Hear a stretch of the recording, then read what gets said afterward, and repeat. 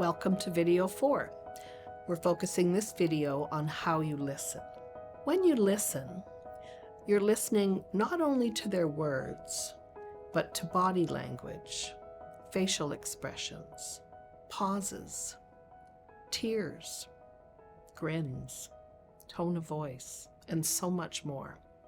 You're listening with empathy to attempt to really understand what they mean. An important piece of this listening is to quiet your own inner voice that goes over the experiences you've had that are similar. Focus your attention only on them. Listen to their story, their experiences, their feelings, their desires and wishes.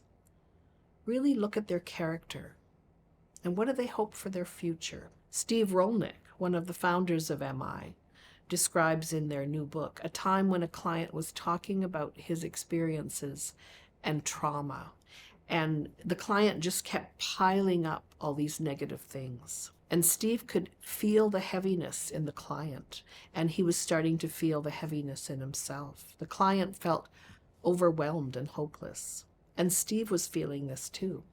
So he shifted the conversation by reflecting to the client how strong he was in persevering through all this stuff. And it shifted the conversation so that the client could kind of take a breath from that. So even though you remain calm and neutral throughout a conversation, it's really important to really listen to the client's feelings. And your own feelings can often serve as a guide in this conversation, as it did for Steve. Empathy is the ability to identify another person's situation or feelings, to really understand them. Some people describe empathy as imagining what it's like to walk in someone else's shoes, to understand what things are like for them. To feel empathy and show it, you don't have to have the same experience. You just have to imagine how that person might be feeling. You don't have to be a counselor or have a university degree to learn how to show empathy. It's learnable by anyone. When we practice it, we get better at it.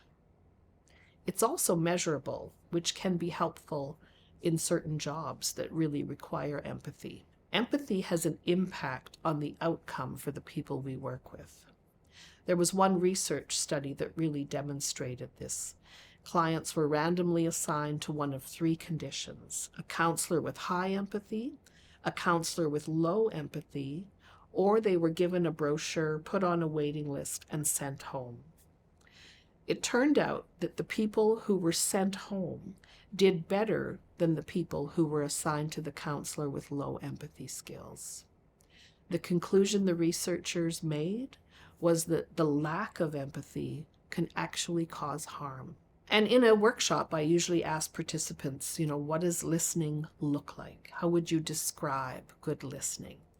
And I often hear making eye contact when it's culturally appropriate, orienting your body toward the person, having an open body posture, listening intently, maybe leaning in, not allowing distractions such as cell phones or other people, decluttering your mind. Can you stop thinking about when you have to pick up your kids, what's for dinner? You can use verbal encouragers such as, oh yeah, tell me more. In MI, we try to imagine what the other person is feeling. And the next part is that you say it out loud.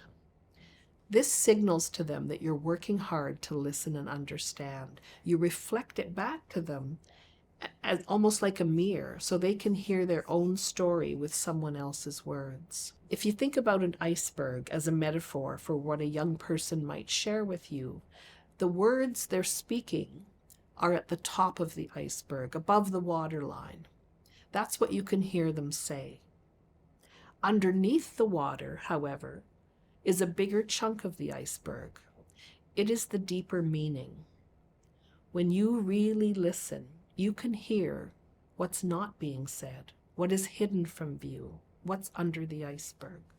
I'm going to wrap up this video about listening now There are a few things you can do to expand your understanding and to practice if you're interested. There are 2 YouTube videos that I would recommend you watch about empathy, and you can search them out by using the words on the slide. You can also do the activity called Listen to Humans of New York in the resource section, where you will get to practice listening deeply. People tell their story in a brief section, and you can really read it and then really focus on what's under that iceberg. The next video will focus on your communication. What you say really matters. Thanks for watching.